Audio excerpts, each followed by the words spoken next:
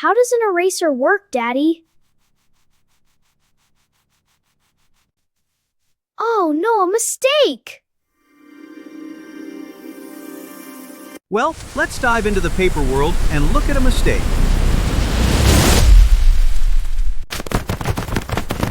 When you write with a pencil, thousands of tiny graphite guys leap off the lead tip and stick to the paper fibers like crazy. Hold on tight, never let go. Hold on tight, never let go. Then comes the pink bulldozer. The eraser rubs so hard against the paper that it creates heat and friction. It gets hot and sticky, rolling those naughty graphite guys into tiny crumb balls, leaving the paper perfectly clean and ready for a new drawing. Just subscribe, please.